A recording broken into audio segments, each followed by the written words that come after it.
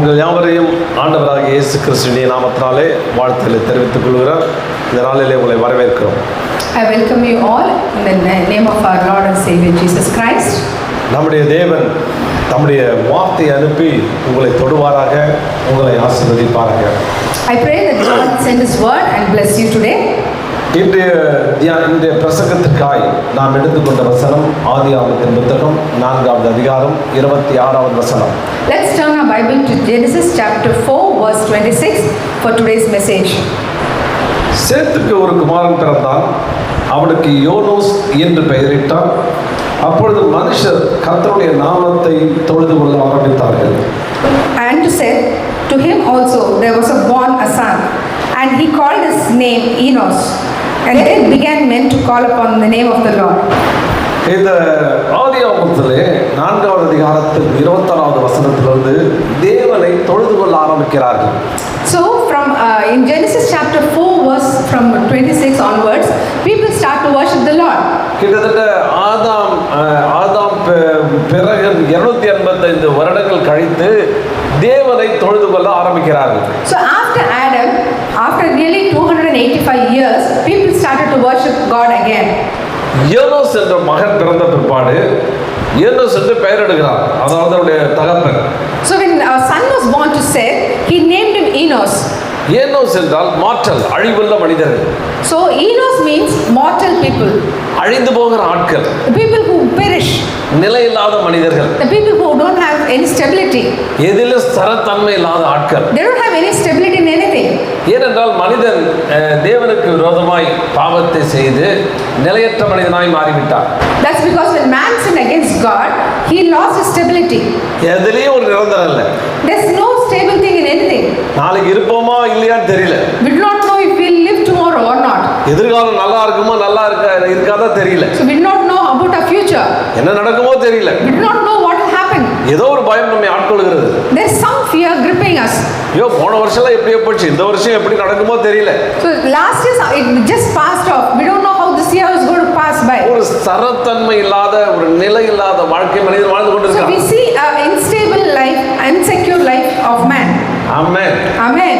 சோதரம் நமக்கு ஒரு ஸ்திரத்தன்மை இல்லை. எப்ப பார்த்தாலும் ஒரு விதமான நிலையற்ற தன்மையா தான் இருக்குது. மனசு கடந்து அலபாயுது. We are always unstable and our minds is always worrying about what will happen. இது நடக்குமோ அது நடக்குமோ. So whether this will happen or that will happen. ஆபத்து வந்துருமோ. Whether we will face any trouble.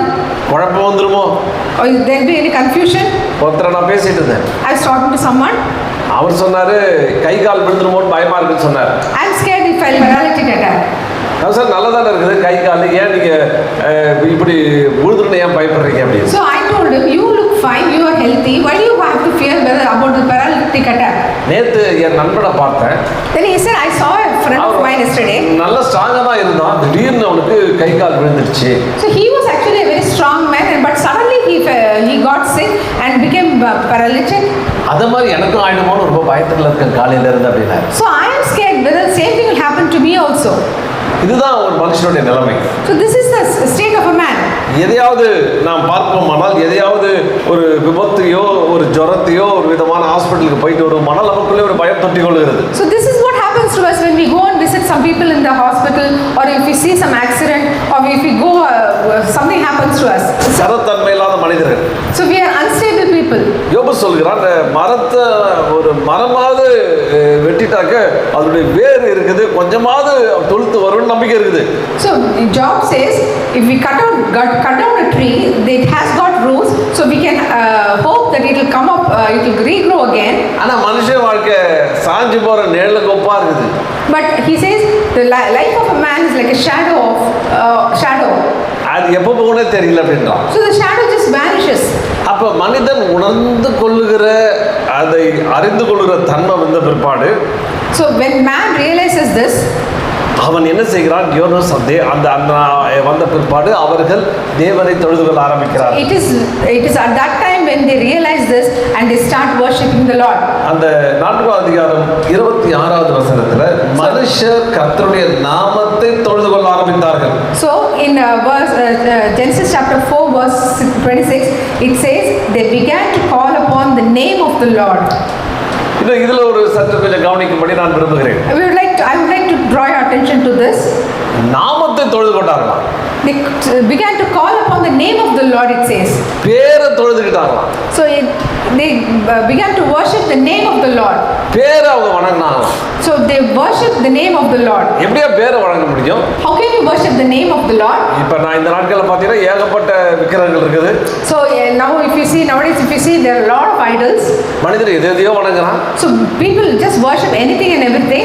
So அநேகர் இயற்கையை தொடர்ந்து வணங்குறார்கள். yeah, some people worship the nature. சில பேர் பாத்தீங்கன்னா வானத்து நட்சத்திரங்களை தொழுது வணங்குறாங்க. Some people just worship the stars in the sky. சில பேர் பாத்தீங்கன்னா மிருகங்களை தொடர்ந்து வணங்குறார்கள். Some people worship the animals. பல பேர் பாத்தீங்கன்னா ஸ்டாச்சு ஒரு விக்கிரகத்தை வைத்து அவர்கள் வணங்குகிறார்கள். Some people idolize something and they worship the idols. அது யாரோ ஒரு உருவமா இருக்கலாம். So it may be a idol of someone, statue of someone. அது சில பேர் போட்டோ அல்லது சித்திரம் தீர்த்த ஆர்ட், அந்த சித்திரம் தீர்த்த அந்த கரங்களை வணங்குகிறார்கள். Some people just worship the image. ஆனா இவங்க பேரை வணங்கி கொண்டிருக்கிறார்கள். But here you see, they called upon the name of the Lord and worshipped it. இன்னும் வேதம் சொல்லுகிறது சிருஷ்டிகரை வணங்காமல். So they say, if you don't worship the Creator, சிருஷ்டியை தொழுது வணங்கினார்கள். they were worshipping the creations. அதாவது உருவாக்கினவர் ஒருத்தர் இருக்கிறாரு. So there is a Creator.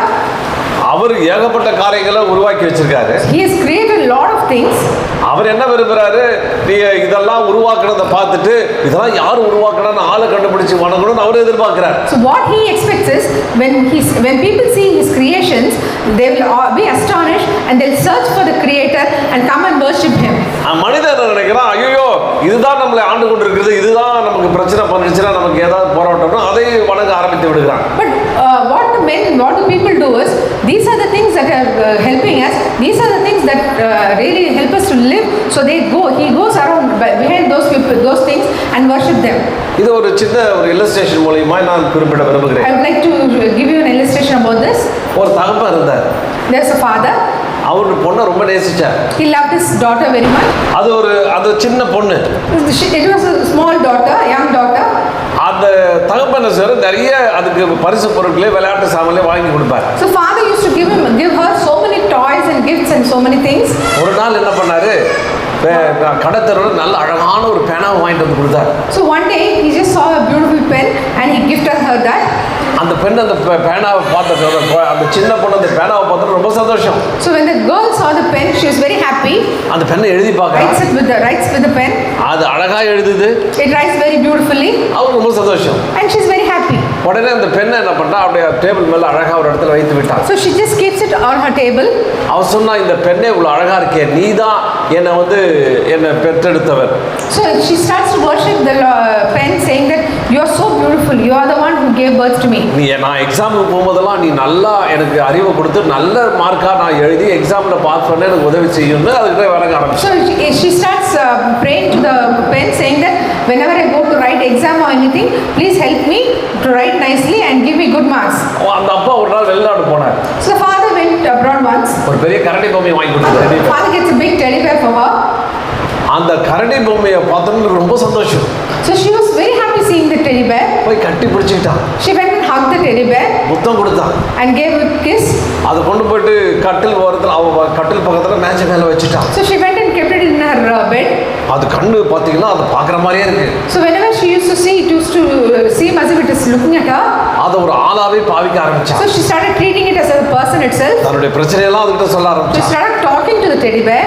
அது சொல்லிட்டு சொன்னா, எனக்கு ஏதாவது உதவி செய்ய அப்படி டெடி பேரை கரடியே எனக்கு ஏதாவது உதவி செய்ய, எனக்கு இந்த பிரச்சனை சொல்ல ஆரம்பிச்சான். So all the problems she used to tell the teddy bear, and she used to ask, please help me in this with my problem, please help me in that problem. அவ ஸ்கூல் முடிச்சிட்டு வந்த பிற்பாடு, So as soon as she comes from her school, அவ அந்த teddy bear தான் எல்லா காரியத்தையும் சொல்லுவான். she used to narrate all the whole day's goings to the teddy bear. அந்த டெடி பேர் எல்லா பிரச்சனையும் தீர்த்து வைக்கணும்னு யோசிச்சான். So she thought actually the teddy bear will solve all her problems. இதே நிலைமை தான் மனுஷனுக்கு இருக்குது. So this is the state of the man today. பரம தகப்பன் தன் பிள்ளைகளுக்கு நல்லதை செய்யணும்னு சொல்லிட்டு நல்ல காரியங்களை அவர் கொடுத்தார். So the heavenly Father gave good things to the man so that he will be happy. இந்த இயற்கையை அழகாய் படைத்தார். So he created the nature so beautifully. மிருகங்களை அழகாய் கொடுத்தார். He created the animals beautifully. அவைகள் நமக்கு வேலை செய்யும்படி வைத்தார். So he made it in such a way that they work for us. அந்த பலவிதமான காரியங்களை பலவிதமான எல்லா காரியங்களும் உலகத்தில் காண்கிற எல்லாவற்றையும் அவர் படைத்தார். So whatever you see in this world, God created it. மனிதன் என்ன செஞ்சான்? What man did? இவைகள் எல்லாம் தொழுது கொள்ள ஆரம்பித்து விட்டார். He started worshipping the creations. அவர் தொழுது கொள்ள ஆரம்பித்த உடனே அவர் தகப்பனை சுத்தமாக விட்டு விட்டார். And when they started worshipping the creations, they completely left off the creator. எல்லாவற்றையும் உருவாக்கின ஒரு தகப்பன் ஒருத்தர் உனக்கு இருக்கிறார். So there is a God who created everything for you. அந்த பெண், அந்த குட்டி பெண் எப்படி தன் தகப்பன் கொடுத்த பொருட்களை ஞாபகம் வச்சுக்கிட்டு தகப்பனை மறந்து போச்சோ, Just like the girl, small girl, who actually started worshipping and praying things that father had given and completely forgot about her father. அதே மாதிரி தான் நம்ம தகப்பனை மறந்து விடுகிறோம். That's how many people, they just forget about the creator. இந்த பொருட்கள் எல்லாம் தகப்பன் அல்ல. These creations are not the father. தகப்பன் என்று பேசுகிறவர். God, the father, he speaks. அவர் உன்னோடு கூட சம்பாஷிக்கிறவர். He communicates with you. உனக்கு ஒத்தாசை செய்கிறவர். He helps you. இதுதான் இந்த பெண்ணுக்கு அவங்க அப்பா மறந்து போச்சு. So this is how, just because this girl started talking to the the gifts, she forgot her father. எதுல பார்த்தாலும் தோல்வி. So wherever she went, there was failure. எதுல பார்த்தாலும் வேதனை. There's a pain everywhere. அதனால இவளுக்கு ஒரு விதத்திலேயும் வெற்றி இல்லாத வாழ்க்கை. So she didn't find success in anything at all. தினம் தினம் இந்த கரடி பொம்மை கிட்ட அழுறதா வேலை. All she could do was cry to the teddy bear. அந்த கரடி பொம்மை ஒரு இன்ச் கூட நவுந்த மாதிரி இல்ல. But the teddy bear couldn't even move an inch this side or that side. அந்த கரடி பார்த்துக்கிட்டே இருக்குது. So the teddy bear just keeps watching her. ஆனா பார்க்கல. But actually it's not watching her. அதுக்கு பெரிய காது இருக்குது. It has got big ears. ஆனா கேட்கவே இல்ல. But can't listen. அது வாய் இருக்குது. It has got a mouth. ஒரு நாளாவது மகளேன்னு கூப்பிடல. Not even one day it can call her a daughter, my daughter. என்ன பரிதாபத்துக்குரிய வாழ்க்கை. What a pathetic life. அப்ப இந்த இடத்துல பாத்தீங்கன்னா ஜனங்கள் அவருடைய நாமத்தை தொழுது கொண்டார்கள். So here when you see, we read that they began to call upon the name of the Lord. அவர் தகப்பன். So he's a father. அவர் உயிரோடு இருக்கிற தெய்வம். He's a living God. அவர் நம்மோடு கூட சம்பாஷிக்கிற தெய்வம். He converses with us. அவர்கள் என்ன நினைத்தார்கள்? அந்த நாமத்தை அவர்கள் அழைத்தார்கள். So they called upon the name of the Lord. Call upon the name of the Lord அப்படினா என்ன அர்த்தம்? So what does that mean? The phrase? அதாவது எனக்கு பதில் அவரை அழைப்பது. So it means instead of me calling him. அதாவது அவர் என் நிமித்தமாக நான் செய்ய வேண்டிய நான் சந்திக்கிற இந்த பிரச்சனையை அவர் சந்திக்கணும், அவர் எனக்கு விடுதலை தரணும்ன்றதான் call upon the name. So like putting him in my place so that he will face all my problems, all my requirements and everything. பெயர் என்றால் என்ன? What does a name mean? அவருடைய அடையாளத்தை காண்பிக்கிறது. It shows his identity. அவருடைய தன்மையை காண்பிக்கிறது. It shows his character. அவருடைய அதிகாரத்தை It காண்பிக்கிறது. shows his authority. அவருடைய வல்லமையை It shows காண்பிக்கிறது. his power. அப்ப என்ன செய்தார்கள்? அவருடைய நாமத்தை தொழுது கொள்வது என்றால் என்ன? So what does it mean when you worship the name of the Lord? அந்த தேவனை மனதிலே நினைத்து, So thinking about the God in your heart, அந்த உருவாக்கினவரை நம்முடைய மனதிலே கொண்டு வந்து, bringing the creator in your mind, அவருக்கு முன்பாய் தாழ விழுந்து, and surrendering in front of him, ஆண்டவரே இது என்னால முடியல, and telling that Lord, I can't do this. இது நீர் எனக்கு முடித்து தாருங்கள் என்று கேட்பது. Please do this for me. இன்னும் கூட இதுக்கு ஆதாரமாய் சில வசனங்களை சொல்லும்படி நான் விரும்புகிறேன். I would like to turn your attention to a few other verses regarding this. ஆதியாகமத்தின் புத்தகம் 12வது அதிகாரம் 8வது வசனம். Genesis 12:8. பின்பு அவன் அவ்விடம் விட்டு பெயர்ந்து பெத்தேலுக்கு கிழக்கே இருக்கும் மலைக்கு போய் பெத்தேல் தனக்கு மேற்காகவும் ஆயி கிழக்காகவும் இருக்க கூடாரம் போட்டு அங்கே கர்த்தருடைய நாமத்தை அங்கே கர்த்தருக்கு ஒரு பலிபீடத்தை கட்டி கர்த்தருடைய நாமத்தை தொழுது கொண்டான். And he removed from thence unto a mountain on the east of Bethel, and pitched his tent, having Bethel on the west and Hai on the east. And there he builded an altar unto the Lord, and called upon the name of the Lord. அப்போ ஒரு Abraham பார்க்கிறோம். So we see Abraham here. ஆபிரகாமை ஆண்டவர் அழைத்தார், நீ போப்பா இந்த தேசத்துக்கு போ, உனக்கு தேசம் முழுசும் உனக்கு தர அப்படின்னு சொல்லிட்டார். So God calls Abraham out of his land and shows him another land and says, I will give everything to you there. அவருக்கு ஞாபகார்த்தமாக ஒரு பலிபீடத்தை கட்டுகிறார். So what Abraham does, he builds an altar in remembrance of the Lord. அங்கே பலி செலுத்துகிறார். There he sacrifices. பலி செலுத்திட்டு He sacrifices அவருடைய நாமத்தை and calls upon the name of the Lord. அவருடைய ஆண்டவருடைய நாமத்தை அப்படியே நினைத்து தன்னை தொழுது கொள்கிறான். So he remembers the name of the Lord and worships him there. அர்த்தம் என்ன? அப்படியே தன்னை விட்டு கொடுக்கிறான். That means he completely surrenders himself there. இந்த பலிபீடம் எதை குறிக்கிறது? நம்முடைய சுயத்தையும் நம்முடைய மாம்சத்தையும் எரித்து அவரிடத்தில் விட்டு கொடுப்பது. So what does an altar represent? It represents that we are burning our self and flesh to the Lord. நான் எனக்கு இல்ல ஆண்டவரே, நான் அல்ல ஆண்டவரே, நீங்க வாங்க, நீங்க இந்த காரியங்களை பொறுப்பெடுங்க, உங்களுடைய நாமம் எங்களுக்கு அடைக்கலமா இருக்கட்டும், நீங்க செல்லுங்க அப்படின்னு கேட்பது. So it's not like for me, everything I'm doing for me, it's all everything you Lord, for your name's sake I'm doing all this. அப்போ பாத்தீங்கன்னா அந்த நாமத்தை நாம் தொழுது கொள்ள வேண்டும். So we need to worship the name of the Lord here. அந்த நாமம் பழைய ஏற்பாட்டிலிருந்து நாமங்கள் கொடுக்கப்பட்டு கொண்டே வருகிறது. So we have been seeing that there is a lot of names of the Lord given in the Old Testament. அந்த பரிசுத்த ஆவி அந்த நாமத்தை நாம் அறிந்தவர்களாய் தெரிந்தவர்களாய் அவரிடத்தில் விட்டு கொடுப்பது. We should know, we need to know the names of the Lord and completely surrender according to it. அவர் பெயர் சொல்லும்போது அவருடைய தன்மையை அறிந்து கொள்கிறோம். So when we tell the name of the Lord, we understand the character. அவர் பேசின வார்த்தைகளை நினைவு கூறுகிறோம். So we understand, remember what God has said. அவர் என்ன கற்பனை எல்லாம் கொடுத்தார்? So what all commandments he has given? என்ன கட்டளை எல்லாம் கொடுத்தார்? What commandments he has given? எதெல்லாம் செய்ய சொன்னாரு, எதெல்லாம் செய்யக்கூடாதுன்னு சொன்னார்? What he has promised to do and what he has asked us not to do.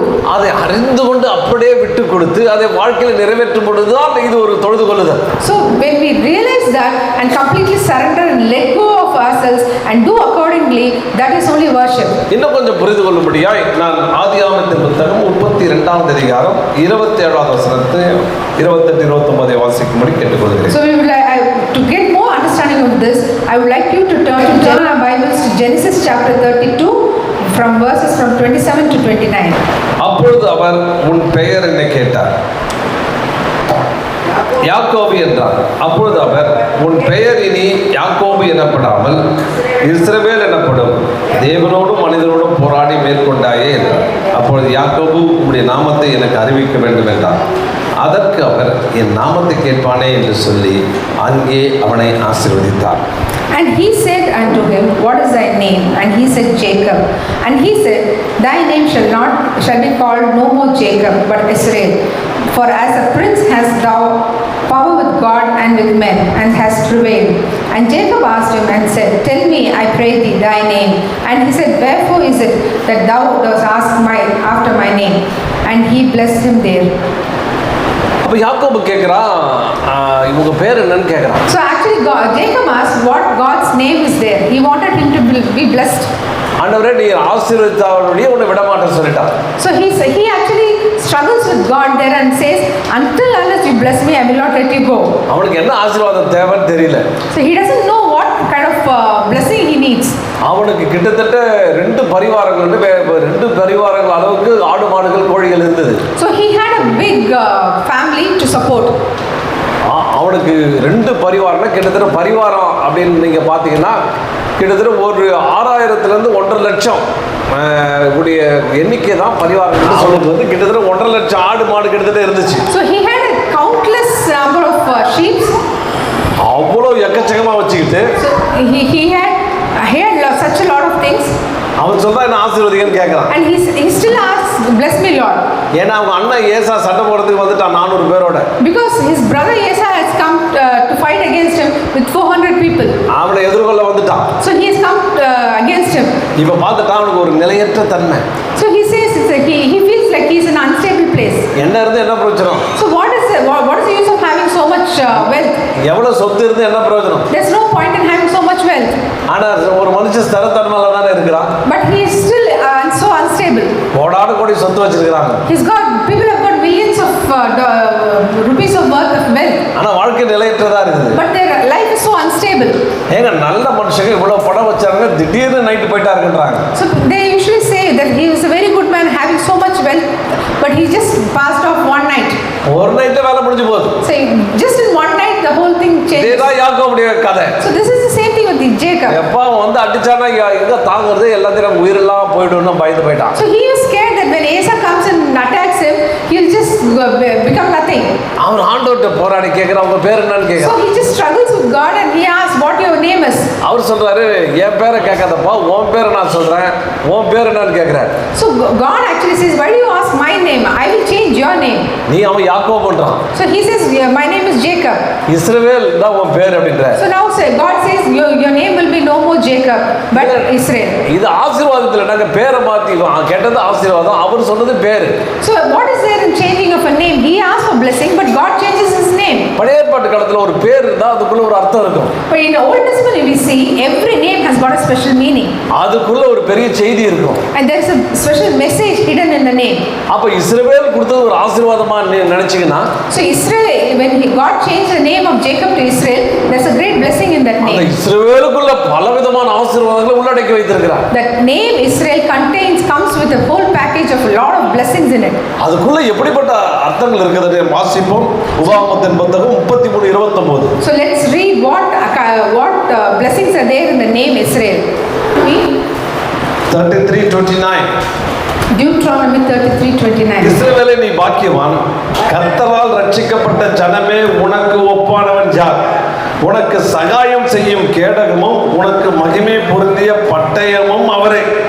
உன் சத்துருக்கள் உனக்கு இச்சகம் பேசி அடங்குவார்கள், அவர்கள் மேடுகளை மிதிப்பார் என்று சொன்னான். ஹல்லேலூயா. Happy art thou, O Israel, who is like unto thee, O people saved by the Lord, the shield of thy help, and who is thy sword? Who is the sword of thy excellency? And thine enemies shall be found liars unto thee, and thou shalt tread upon their high places. ஐயோ, ஒரு பேரங்க மாத்திட்டாரு, இது என்னங்க பெரிய விஷயம் அப்படி நினைக்கிறீங்களா? So do you think like he just changed the name? What's a great big deal about that? அந்த பேருக்குள்ள ஒரு மிகப்பெரிய வாக்குத்தத்தமான செய்தி இருக்கிறது. There's a very blessed promise contained in that name.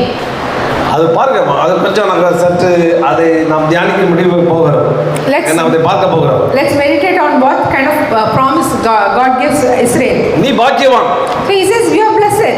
You are ஆசீர்வதிக்கப்பட்ட பாக்கியவான்டா, நீ ஆசீர்வதிக்கப்பட்டவன். You are blessed means you have everything. கர்த்தரால் ரட்சிக்கப்பட்ட ஜனம். You are saved by God. நீ கர்த்தரால நீ உன்னை ஆண்டவர் ரட்சித்து உன்னை கொண்டு வந்து வைத்திருக்கிறார். You are saved by God and your God has safeguarded you. உனக்கு ஒப்பானவன் யார்? There's none like you. எப்பா உன்னை யாரோடய ஒப்பிடவே முடியாது. You cannot be compared with anybody. நீ ஒரு மிகப்பெரிய ஆளு. You are a big man. உனக்கு சகாயம் செய்யும் கேடகம், உனக்கு மகிமை பொருந்திய பட்டயமும் அவரே.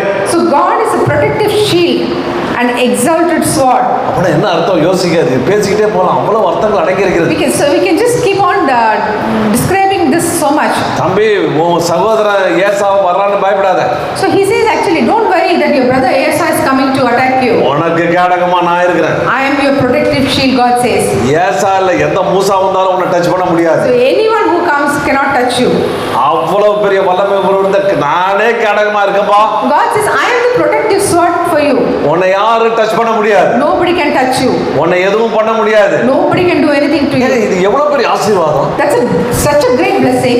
நீ இதை கேட்டுக்கொண்டிருக்க அருமையான சகோதரனே, People who are listening to this, நீ ஆவிக்குரிய இஸ்ரவேல். you are a spiritual Israel. உன்னை தேவனுடைய அனுமதி இல்லாம உன்னை தொட முடியாது. Without God's permission no one can touch you. அவரே உனக்கு கேடகமா இருக்கிறார். He is a protective shield for you. அவரே பட்ட மகிமை பொருந்த உனக்கு பெரிய வாளா இருக்கிறார். He is your exalted sword, the word says. எப்படிப்பட்ட எதிரி இருந்தாலும் வெட்டி தாக்கி சீவிடுவார். Any enemy who comes, they will be completely cut off. நீ பயப்படாத. So don't fear. அதுக்கப்புறம் பாருங்க, உன் சத்துருக்கள் உனக்கு இச்சகம் பேசி. So the enemies will cringe before you, your word says. அடங்குவார்கள். And they'll be cringe and they'll be trampled down their backs. Our மேடுகளை மிதிப்பாய். So you will trample their backs. எவ்வளவு அற்புதமான விஷயம். So what a lovely thing. என்னங்க பேர் மாத்திட்டான்னு யோசிக்கிறீங்க? So you are just saying that it's just a name change. பேருக்குள்ள அவ்வளவு இன்னும் ஏகப்பட்ட விஷயம் இருக்குது. இதோ ஒரு இதுதான் நான் சொன்னேன். But there is so much blessing in that one name. அது நீ உனக்கு சத்துருக்கள் உன்னுடைய எதிராளி உன்னை தவறா பேசி அழிஞ்சு போயிடுவான், ஒன்றும் இல்லவன் சொல்லி ஒரு நாள் அடங்கியே போயிடுவாங்க. So the enemies who actually talk behind you will actually cringe and they'll just subside.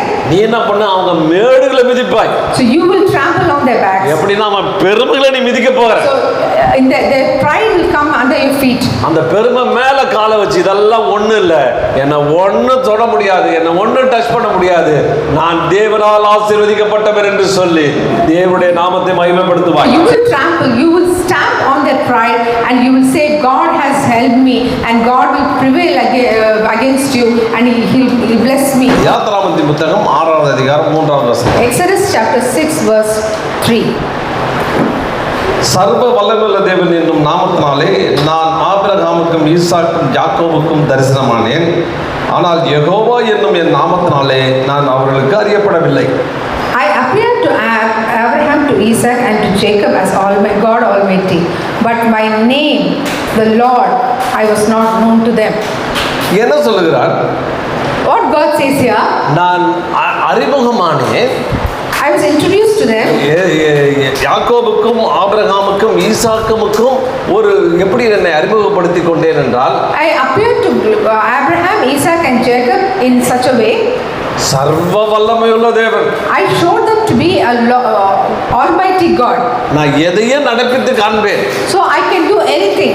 நான் எதையும் உன்னை உயர்த்தி காண்பிப்பேன் என்பது அடையாளமாய் நான் அப்படி தரிசனமானேன் என்று சொல்லுகிறார். I appeared in a way that to show them that I can do anything by my might. வேதாகமத்தில் ஒரு பேர் சொல்லுகிறார் என்றால், So in the Bible, if there's a word, this name, அந்த பேருக்கு ஏற்ற விதமாய் தன்னை வெளிப்படுத்த போகிறார் என்று அர்த்தம். so God, it means God is going to show himself according to the meaning of that name. அந்த பேரை வைத்து அந்த பேரை கொண்டு நான் இந்த காரியங்கள்லாம் செய்ய போகிறேன் என்பதை தீர்மானமாக இந்த பேர் வெளிப்படுத்துகிறது. So the name actually means, like, according to this name, I'm going to do such and such acts in your life. மோசேக்கு தரிசனமாகிறார். So he appeared to Moses. அந்த மோசேக்கு தரிசனமாக இந்த காரியத்தை அவர் சொல்லுகிறார். So he appears to Moses and talks all these things. அவன் கேட்கிறான், உங்க பேர் என்னன்னு சொல்றான். So Moses asks, what your name is? ஏன்னா என்ன பேர் கொடுக்கிறாரோ அந்த டைட்டில் பிரகாரம் அவர் வேலை செய்ய போறாருன்னு அர்த்தம். So it means if God tells him a name, then according to that meaning of the name, God is going to act. பாருங்க, ஆபிரகாம் வாழ்க்கையில தேவனுடைய வல்லமை வெளிப்பட்டது, சர்வ வல்லமை வெளிப்பட்டது. So in Abraham's life, God's almighty power was revealed. அவனை செத்துப்போன சரீரத்தை உயிருள்ளவனாய் மாற்றி அவன் குழந்தை பெற்றுக்கொள்ளும்படி வைத்தார். Abraham's body, which was dead and he couldn't reproduce, God gave him life and actually made him to give Isaac.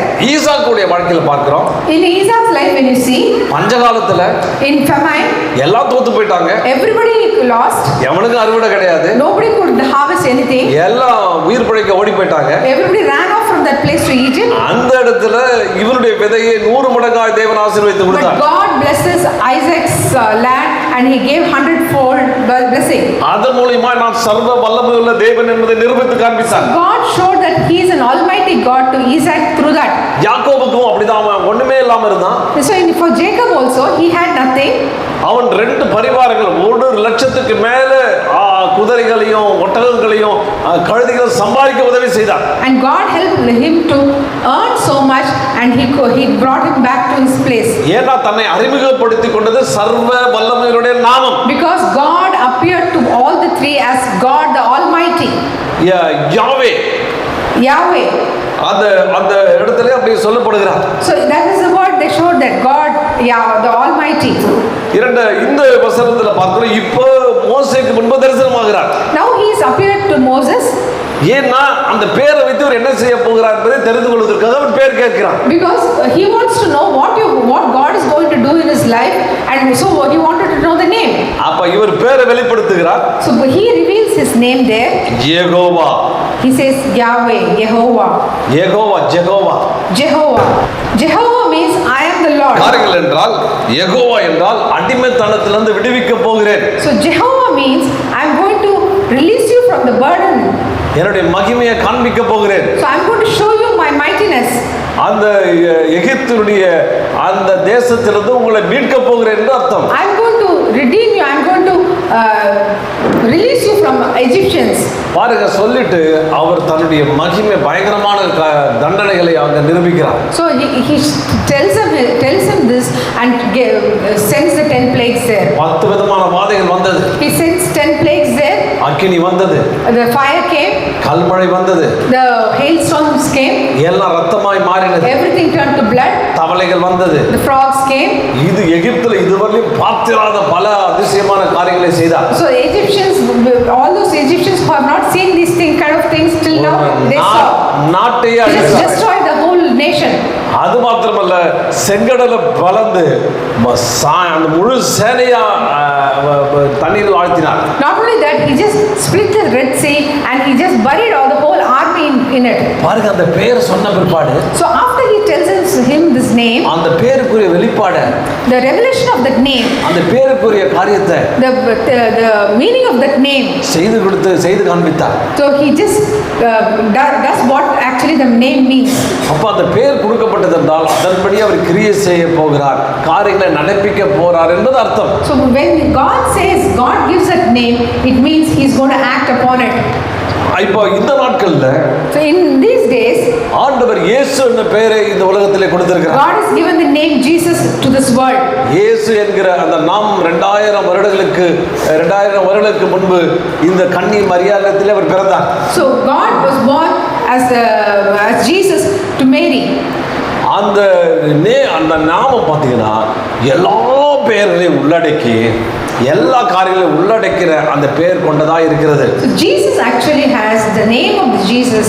The name Jesus has all other names of the Lord contained in it.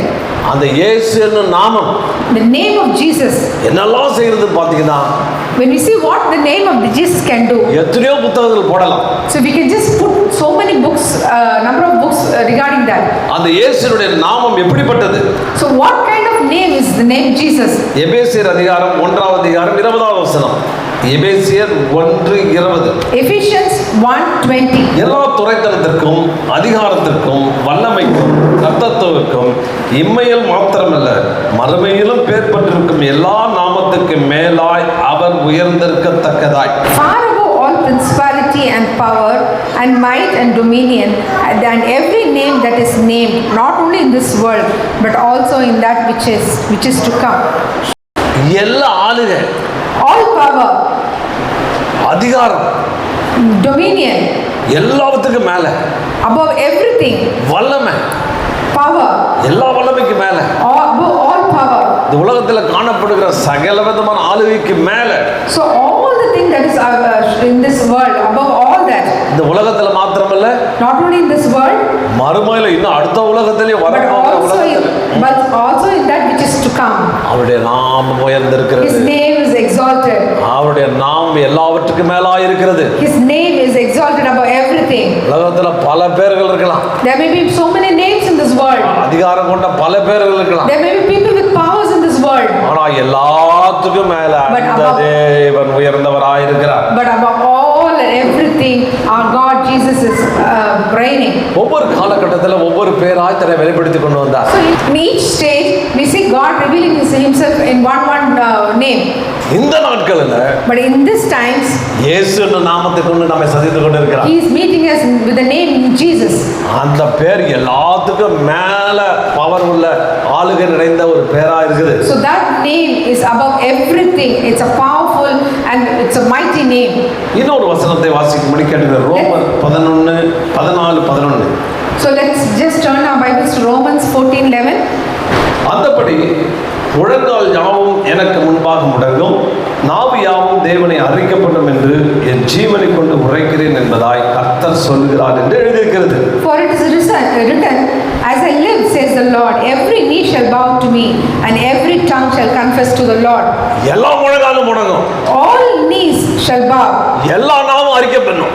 Every tongue shall confess. அதுதான் தேவன் அறிக்கப்படும். That he is the Lord. நிறைய நேரங்களில் பிசாசு துரத்தும் போது, So many times when I am casting out the demons, அவங்க அது போகாதுன்னு. So they will never leave. இயேசு யாருன்னு கேட்டா சொல்ல அவர்தான் தேவன். So when we ask who is Jesus, they say he is God. ஒரு கால நேரத்தில் அது மடங்கி முழங்கால் படிட்டு தன்னை அது விட்டு ஓடும். But at one stage they will bow down their knees and they will leave. எப்பவுமே ஒரு மேலான அதிகாரத்தை பார்க்கும்போது முழங்கால் படிடுவோம். So usually when we see a higher authority, we generally bow our knees. அந்தபடி சொல்ல எல்லா முழங்காலும் இயேசுக்கு முன்னாடி மண்டிடும். So in that sense it says every knee will bow. எல்லா நாவும் சொல்லும் இவர்தான் தேவன். All tongue will confess that he is the Lord.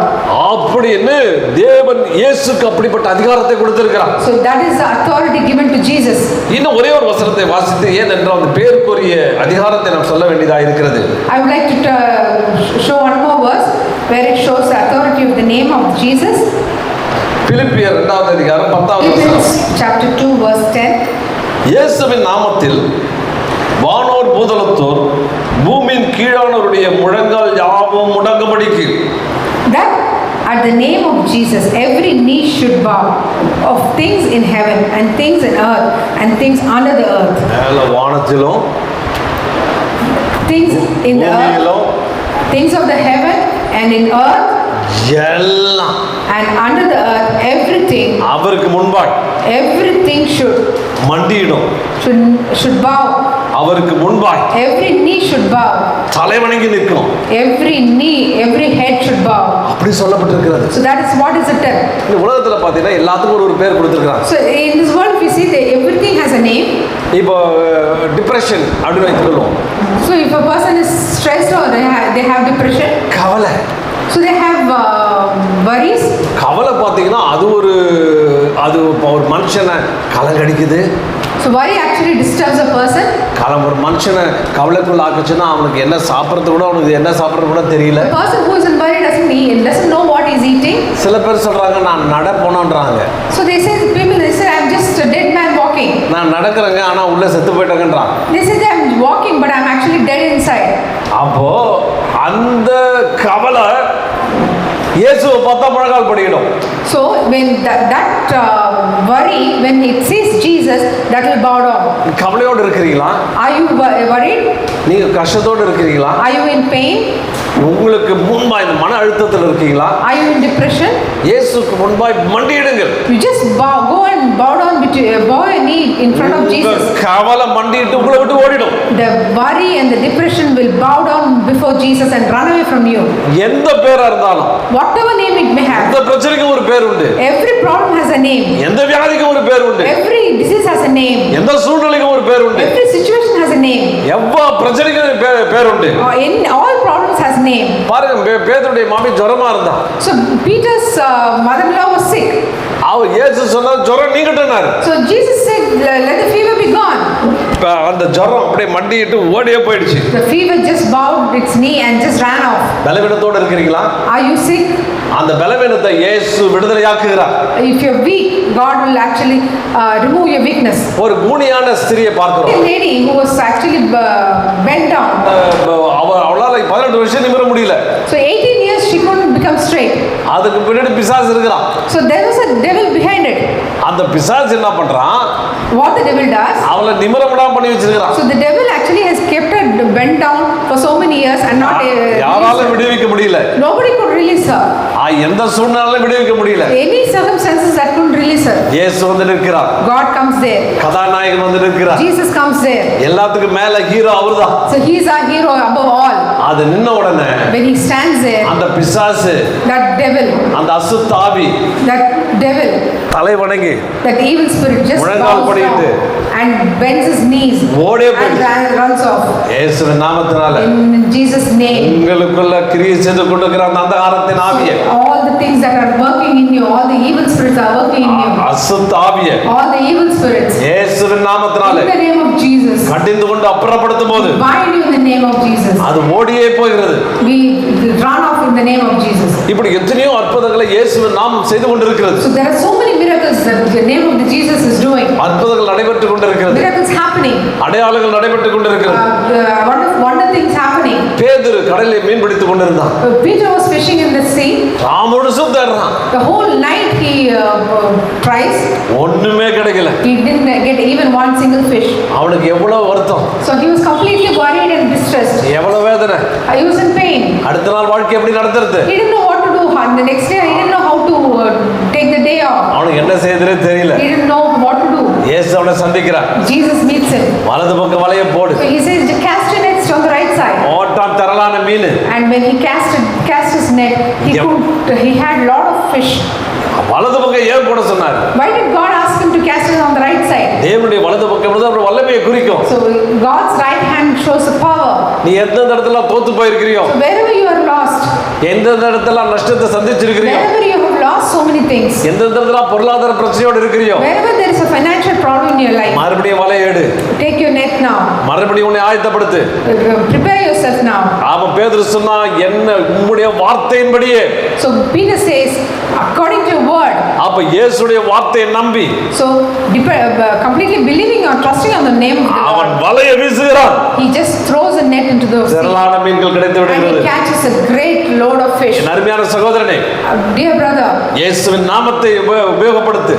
use the name of Jesus. இயேசுவின் நாமத்தை சொல்லு.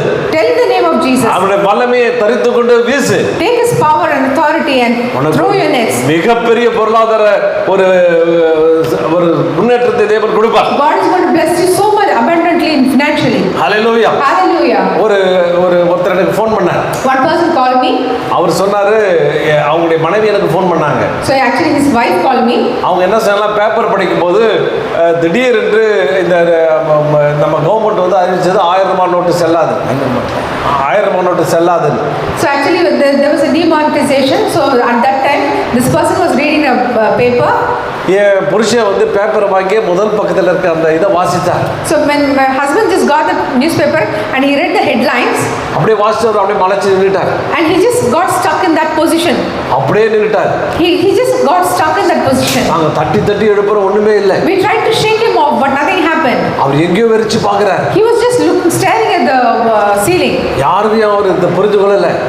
We couldn't understand what is happening to him. எதையும் அவன் காதுல வாங்கல. He couldn't listen to anything. பக்கத்துல இருக்க ஹாஸ்பிடல் கொண்டு போனோம். We took him to the hospital nearby. அங்க ஒண்ணு அவங்க ட்ரீட்மென்ட் பார்த்துட்டு they just tested him and treated him.